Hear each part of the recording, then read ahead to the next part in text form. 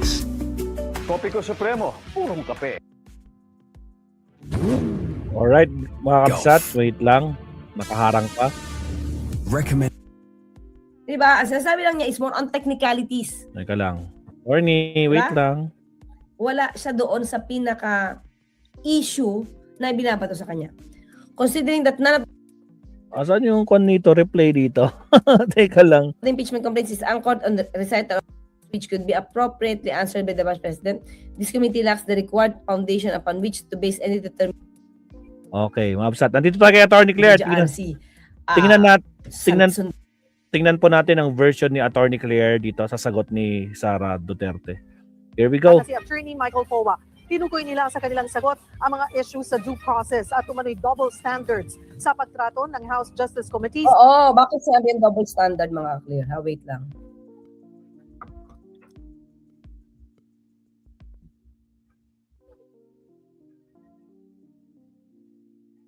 Fast forward.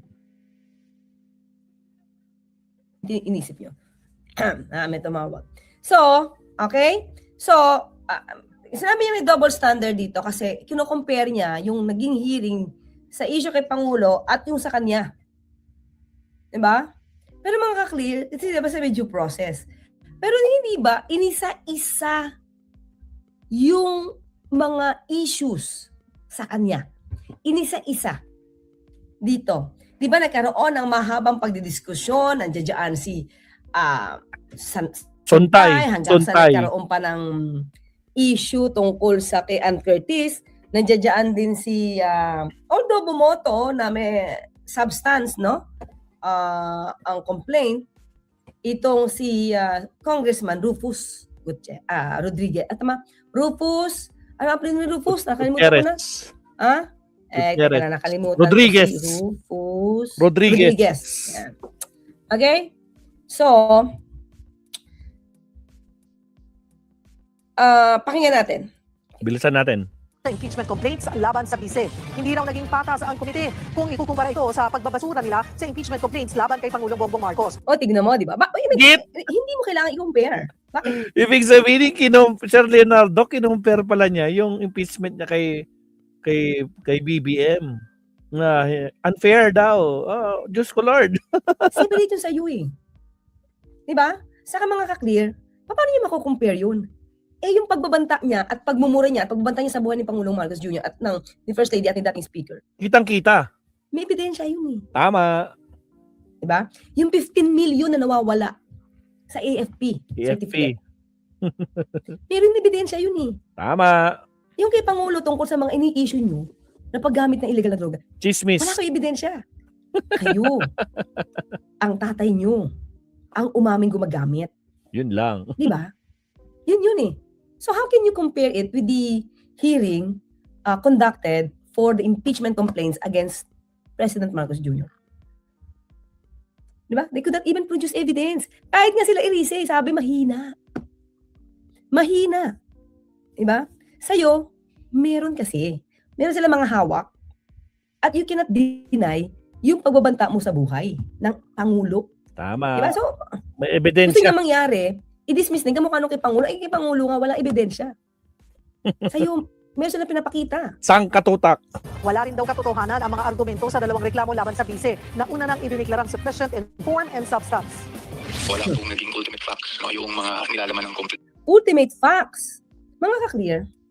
Okay? Pag sinabi mo kasi ultimate facts, merong pinanghuhugutan to, meron kang ibang ebidensya. Okay, siguro kung sasabi niya, SALN or bank accounts, it's exception. It's an exception. Diba? Kasi, meron silang issue ng illegal, ill-gotten wealth. Kung paano mo ito na-acquire, yung 15 million na gap. Diba? Meron silang pinanghuhugutan kasi kinukompare nila yung dati mong SALN sa SALN ngayon. Diba? So, it's a fact. So, kung meron silang panghuhugutan, this is an exception sa bank secrecy law. They can ask, di ba, for the copy ng bank reports. Good morning. Di ba? Sabi niya, wala pong naging ultimate facts yung mga nilalaman ng complaints. Attorney Powa, dun pa lang sa inamin mo tungkol sa 15 million, ultimate facts na yun eh. Di ba? Meron ng ebidensya sa hearing sa Senate. mismo si Atty. Powa, he cannot deny yung kanyang revelation dun. Di ba? But, ang problema nito, magte-testify ba siya? Sasabihin niya, I cannot testify against my own client. Di ba? Kaya ka nga kinuha. Kaya ka kinuha. Kasi lumalabas, in a way, parte ka ng questionable na paggastos ng pondo. In a way, lumalabas na tinolerate ng abogadong si Atty. Michael Powa yung pagkawala ng 15 million pesos sa DepEd na pinamumunuan ni Vice Presidente. Dahil siya mismo ang gumawa ng paraan para pagtakpan yung nawawalang 15 million pesos. Agoy. So paano sasabihin walang ultimate facts? Diba? Siya mismo ang umamin sa hearing noon na meron talagang ginamit silang dokumento na hindi naman talaga sila gumasos. Nilaglag. Pero pinalabas niyang ginastosan ng 15 million. Siya mismo. Si Powa mismo yon. Yan po yung mga facts that will constitute yung sinasabi nilang mga alleged offenses ng ating Actually mga clear, hindi lang yung tungkol sa COA eh. Kasi doon sa ginawa nilang sagot, parang sinasabi nila na wala pa yung sa COA. Wala pa daw, okay, tingnan natin. Wala pa daw findings. Kung maganda dating premature. Pero mga ka-clear, kita ba? Yan, sige. Doon tayo sa may ano. Yan o. So, parang tinatake up nila, yung February 2, dapat hindi pa nag-file yan dahil hindi daw dapat mag-file ng earlier than February 6. Okay? Pero nag-file na yung una. Pero ito naman mga ka-clear, dismiss naman yan eh. Not sufficient informed. Diba? Pero yung pangatlo at pang-apat na pumasok, fall within the period. Yung third, Feb 9. Diba? Ang fourth, February 18. Kita nyo? So, ngayon, sasabi dito, mga ka-clear, yung second, di ba? Yung second complaint ay withdraw. Yan. Kung maga dito sa up to 16, kinukwento lang nila kung ano yung naganap. Pero ito yung affirmative defenses nila. Ito ang kanilang depensa. Sabi dito, the impeachment proceedings violate right to due process. Ito parang hindi sila pinakinggan. Mga clear, hindi pa time eh. Hindi pa time para siya ay pakinggan eh. Kasi maghihiring pa lang kung sufficient inform and sufficient in substance. So noon nagkaroon ng findings na sufficient inform and substance, yung third and fourth impeachment complaints, that's the time na pinasasagot siya. That starts, doon pa lang nag-start na yung due process. Kasi pinatawag ka na. Diba? Tignan muna nila, parang ganito eh, di ba? At ito, ikumpara natin sa mga clear. Maganda tayo ikumpara. Ikumpara natin. Sige. Ikumpara natin doon sa complaint sa maleta. Anong ginawa ng House? Di ba yung complainant muna ang binusisi? Yung allegations ng complainant ang binusisi bago patawag ang Vice Presidente. Di ba? Kung sa Committee on Justice, they investigated, they analyzed, they assessed. Ito wala tong valid, hindi to valid. Ito valid to. Diba? Inuna nila yon. So, gawin natin para sa maleta. Hindi ba parang dapat lang na i-assess kayo kung okay yung complaint nyo? And then pag na-assess nilang complaint yan, saka natin ipatawag yung respondents. Parang ganito. Nung na-assess nila na sufficient informed in substance yung third and fourth impeachment complaints, doon pa lang nila pinatawag ang Vice Presidente para sumagot. So, anong na-violate dito na due process? Diba? Yan. Kasi, na-violate yung due process. The impeachment process is primarily a legal and constitutional procedure but with legal. Di ba ang dami niyang lawyers, di ba? But ganito na talaga yung sagot niya.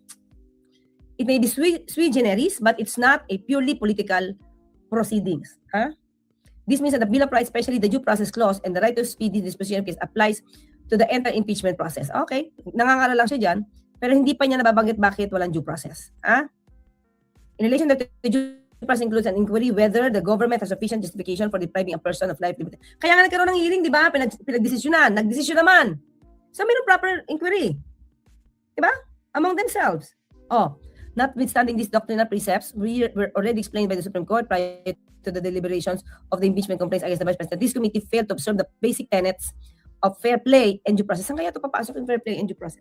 Where double standard, sinasabi na lang na hindi kayo fair. Kasi iba yung treatment nyo sa complaint kay Vice Presidente at iba yung treatment nyo sa akin. Pero paano papasok siya sa due process? Wala naman shortcut dito eh. Di ba? Okay. The HOR reports, the number 1 dated February 9 laid down the supposed basis in dismissing the impeachment complaints filed by De Jesus and Masa, all for insufficiency in substance. During the deliberations, and as stated in the committee, this committee is merely tasked to determine whether there is recital of facts constitution. So sinasabi tuloy ngayon, walang facts na nakwento, walang facts na that will constitute the offense.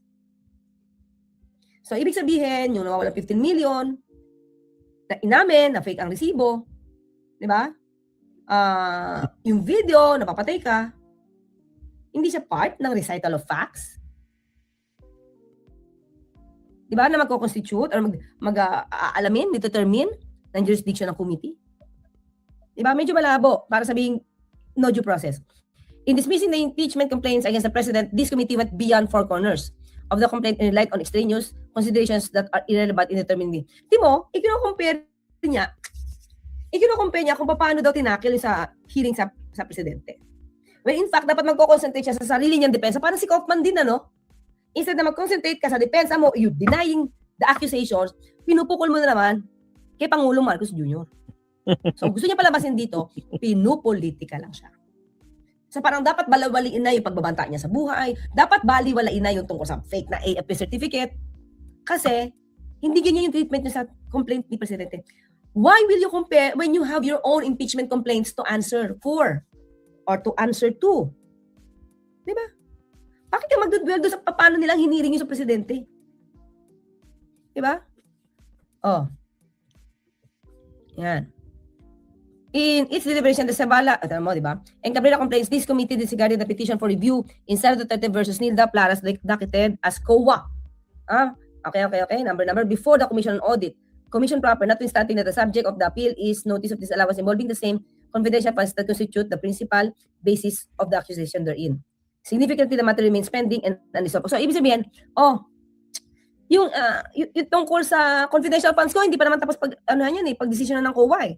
So, bakit nyo na ako dinibande for that? Yun yung gusto niya palabasin. Pero magkaiba yung impeachment. Iba yung COA. Kung nakikita nila na gumastos ka ng malaki and you can't answer for that properly. When sinasabi mo, gusto mo bloodbath. Pero ngayon, di ba? Parang, huwag mo nang sagutin niya. Sabi niya, sabi niya, di ba? Ready siya for this. Pero lumalabas dito, since hindi pa siya na-resolve ng COA, dapat hindi ito kasama. Then, the committee did not extend the same consideration to said petition filed with COA. So, para lumalabas, yung petition sa review, hindi nyo naman binigyan ng pansin. Pero mga clear, hindi pa kasi siya pinapatawag.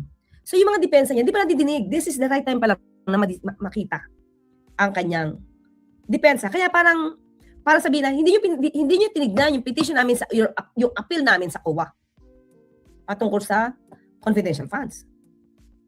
Dapat inalam niyo muna yun. Ganun natin, dapat inalam niyo muna yun kasi premature to. Premature ang pag-file. Kasi hindi pa tapos yung COA. Pero sabi nga mga yung hearing na nangyari sa Committee on Justice, hindi lang tungkol sa COA report. Hindi lang tungkol sa mga di umano nilostay niyang pera. Yun. Okay, further, this committee effectively prejudge na daw the probative value and accessibility of the alleged pieces of evidence against the Vice President. Ano yun? Anong pieces of evidence? Wala ka mga pieces of evidence eh. Ngayon ko palang sasagot, diba? So parang ang dating ito yung mga clear. Dapat, kasi ang court, sabihin natin Committee on Justice, ikumpara natin sa court.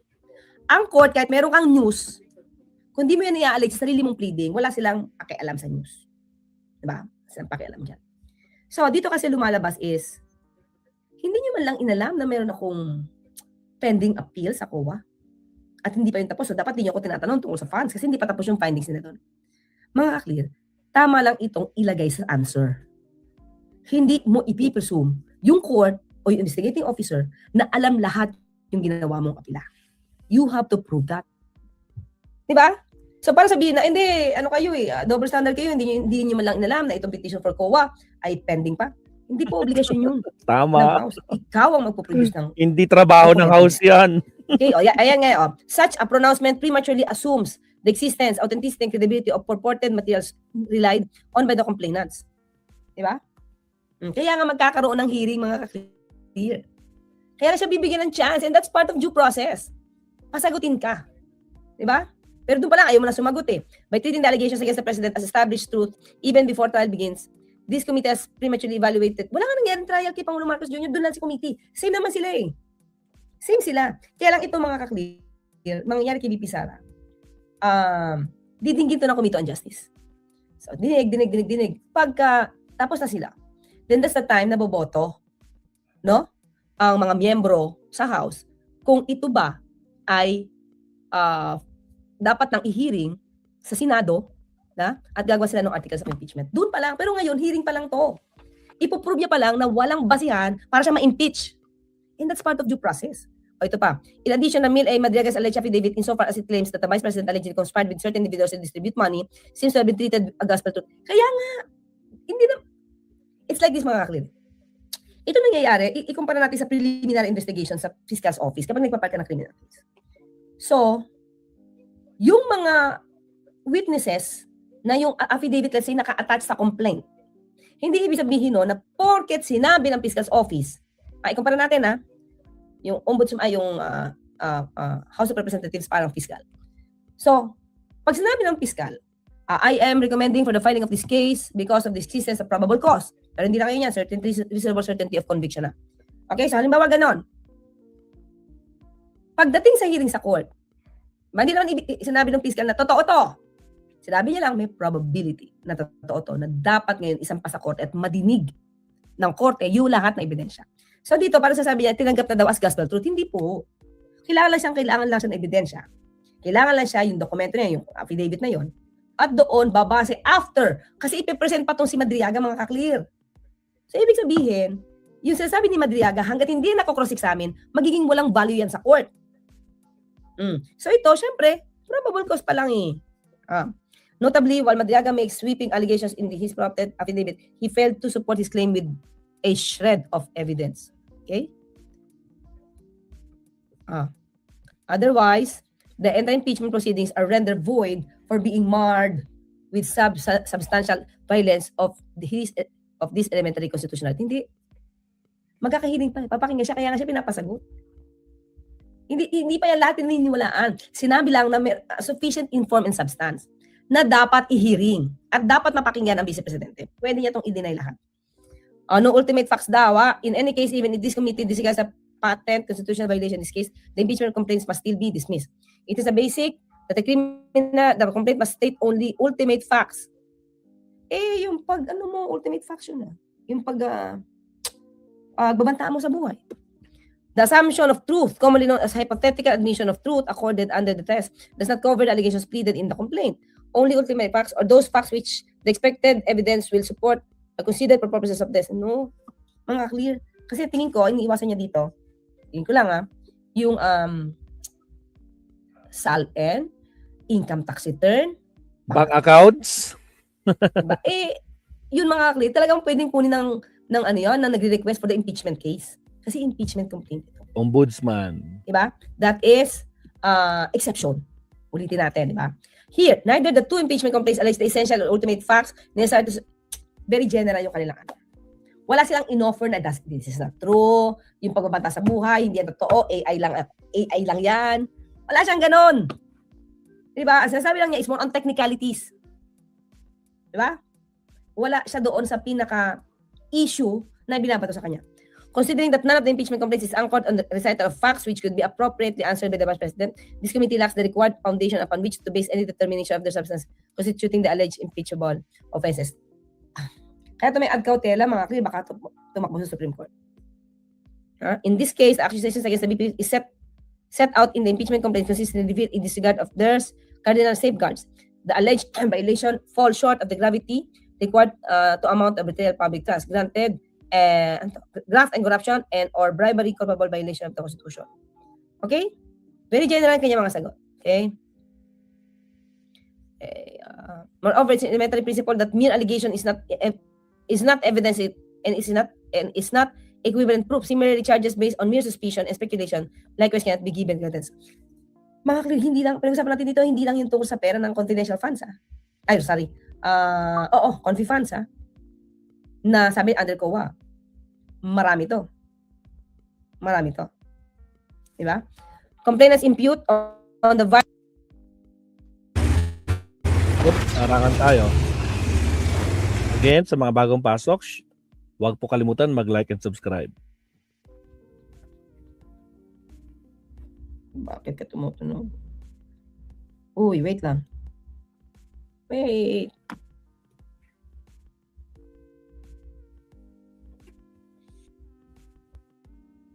Okay, anyway. Yan. So mga clear, ba't maliit ito? O, lakihan natin. So yun lang ang kanyang ang kanyang depensa mga clear. More on technicalities, wala siyang annexes eh. 'Di ba? To refute yung allegation ng paglustay. Yung pagbabanta. Wala akong nakita mga clear. However, these allegations are premised on supposed disclosures made in her SALN prior to her assumption to an impeachable offense which the complaint simply cannot sustain. The Supreme Court had already clarified that the acts of omission constituting the proper charge must be committed during the term of the impeachable officer, not before they were elected or appointed. Pero ito yung mga clear. Siguro, ito sabi niya, ginawa ko na yan dati.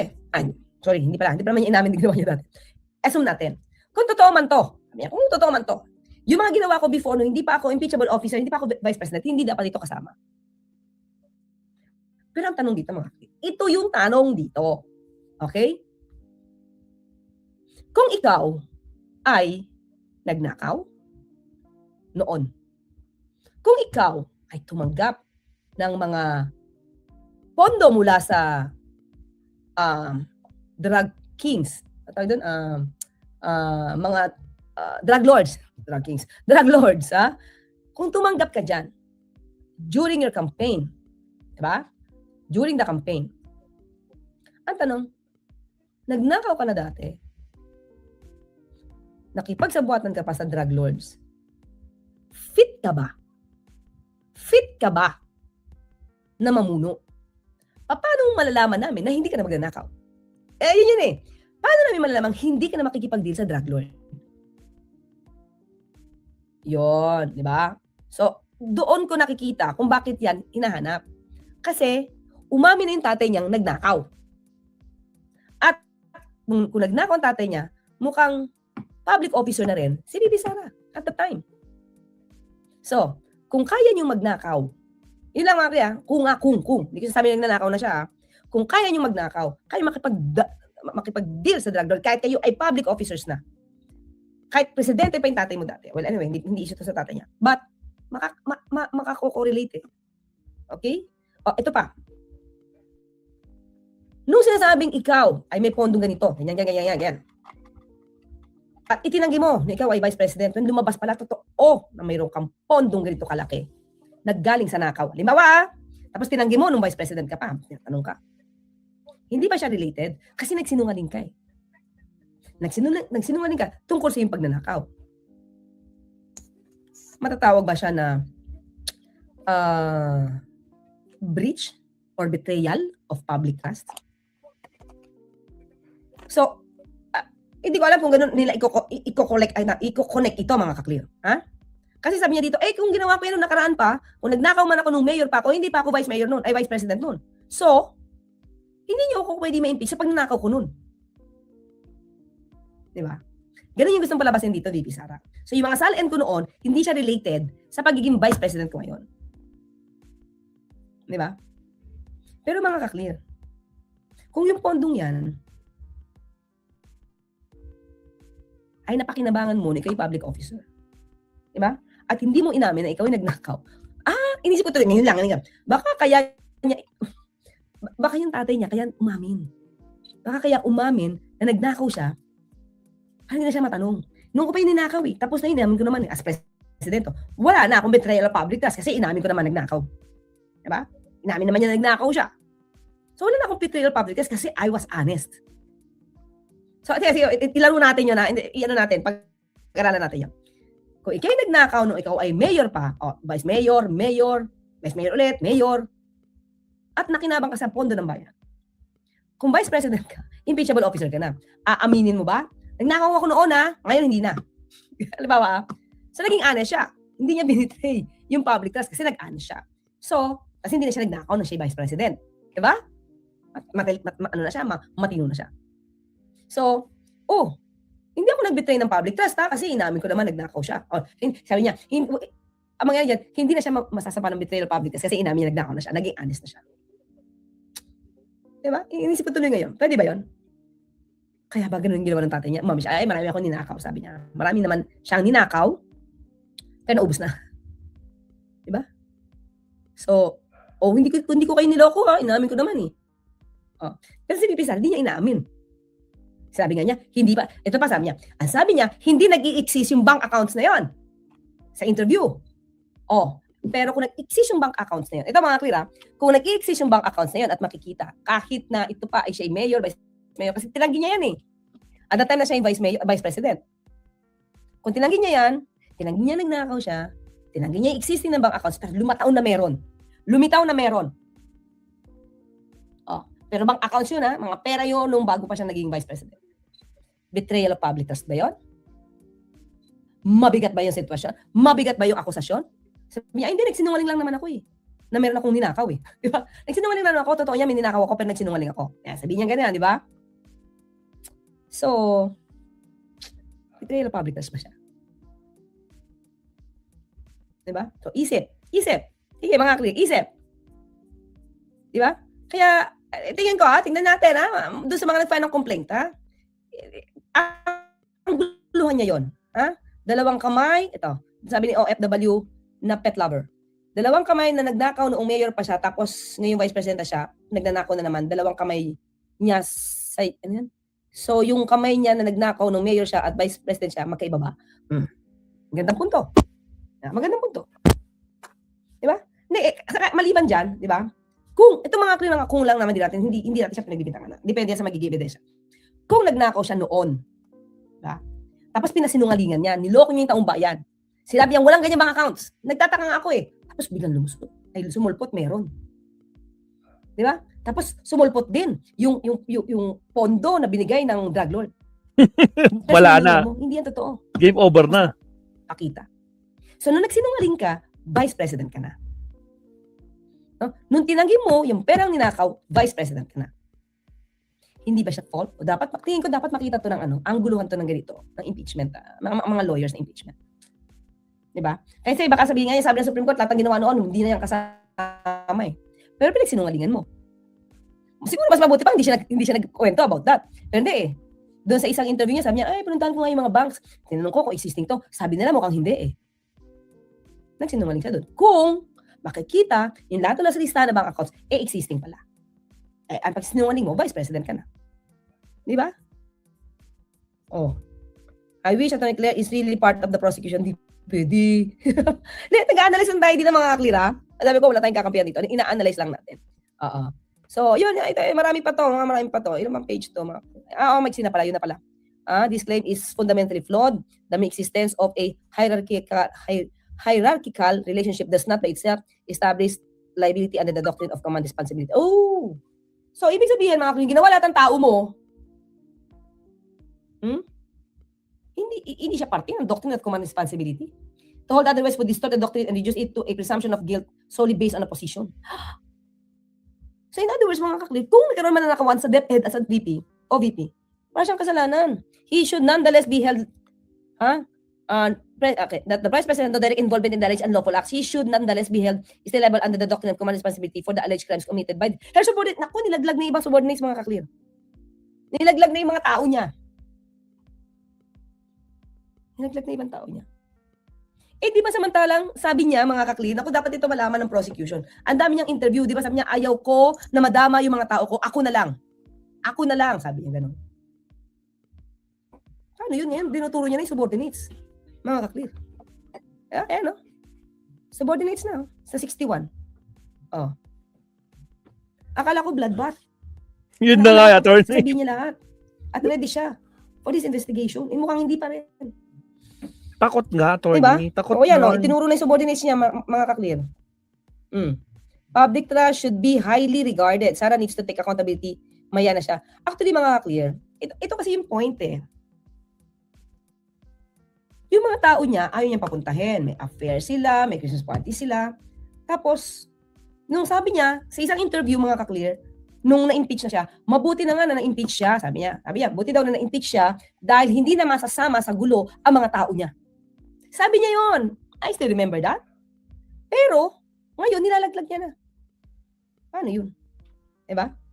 O, sige, isip-isip tayo mga clear. Yun, nakita natin na wala siyang masyado ditong depensa, maliban sa dapat hindi daw siya ang ma-hold liable kasi magawain ng subordination niya na hindi yan ang dati yung sinasabi. At dapat daw, ang paghihiring, kamukha nung ginawa kay Pangulong Marcos Jr., double standard daw. So, di ba? Wala masyadong depensa. Let us see kung paano gagawin to. Pero syempre, mga ka-clear, kung yung mga tao, mga politiko, magbubulag-bulagan dito, nakakalusot yan. Diba? Jeng Umiran, thank you sa sticker. Deyan Guillermo, hanggang impeachment gusto ni Inday, magkasama sila na BBM. Ano, unity pa rin? Kagigil, sabi ni Dayan. Thank you, Dayan. Si Popoy Disbar, dapat yung mga attorney ni BP. Sara na involved sa confidential funds anomalies at yung mga nag-obstruct ng due process members sa Leica Lopez sa COA. I believe so. You have a great point, Popoy. Okay, mga ka-clear. Yan lang, medyo hinimay lang natin ng konti. Isa na lang. Maiksi lang ito, mga ka-clear. Isusunod natin, third. Okay, mga MIBs, thank you so much. At ang mga ka-clear. See you in a while, mga ka-clear. Medyo nalita tayo. OMG, Attorney Claire. See you in a while. Bye-bye. Anong see you in a while? Anong oras na? Madaling araw na, attorney. Ano yun? Nga, naka-live si attorney, mga kakabsat. Anong topic niya?